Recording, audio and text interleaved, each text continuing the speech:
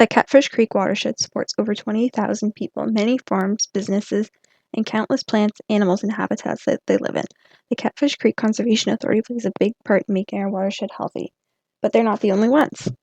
We want to give a big shout out to our partners, our municipalities, and the Ministry of the Environment, Conservation, and Parks. Of course, we can't forget our volunteers, fellow environmental enthusiasts, funders, sponsors for working with us to manage this amazing watershed.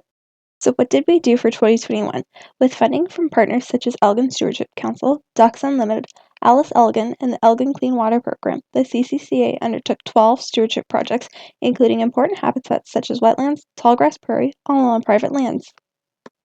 Together with other initiatives, trees can actually decrease the amount of carbon in the atmosphere. This makes tree planting, among other actions such as restoring salt marshes or protecting wetlands, an important nature-based climate solution. For its part, the CCCA planted over 10 acres of trees just last year alone. Okay, true or false? Bugs and other tiny animals that live in our rivers can tell us how healthy our watershed is. It's true. In 2021, we caught bugs, sampled rivers, and monitored groundwater, all to see how healthy our watershed is. As experts in flooding and erosion in our watershed, the CCCA also works with residents and developers to steer clear of development outside of areas that can flood or erode easily. For example, we completed stream bank restoration work at the Archie Conservation Area. This project consisted of regrading and revegetating highly problematic erosion sites along the Catfish Creek throughout the conservation area. The CCCA partnered with East Elgin Secondary School Environmental Leadership Program to locate the various sites, assist in the revegetating efforts, while funding was provided by the Great Lakes Local Action Fund. We responded to more than 150 permit applications, inquiries, and issued over 35 permits and clearances. And guess what? 99% of them were issued on time. Servicing our community was also important to us for 2021.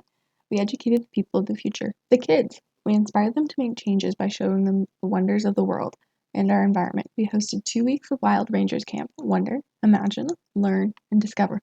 We acquired a bunch of new learning materials thanks to a grant from the TD Friends of the Environment, as well as the Elmhurst Area Community Fund. Did you get the chance to go to our conservation areas last year? Like the Springwater Forest, Archie Coulter, or the Yarmouth Natural Heritage Area? Even though we were not able to offer our annual Maple Syrup Festival, we worked really hard to keep all of our properties clean, safe, and accessible. We even built a new parking lot at the Archie Coulter Conservation Area to welcome more visitors.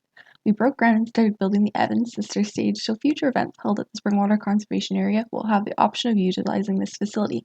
We even completed the Audrey's Place Pavilion to give more areas for our visitors to enjoy the beauty of nature. Another fun project in collaboration with the St. Thomas Elgin Public Art Center saw 5 replicas from their permanent collection installed along various trails throughout the Springwater Forest. You just have to see how beautiful they are in person. After a successful community donation drive, the Springwater Visitor Center has been built and the entrance has been regraded and upgraded to include electronic access gate. We couldn't have done it without the support of our local community and businesses.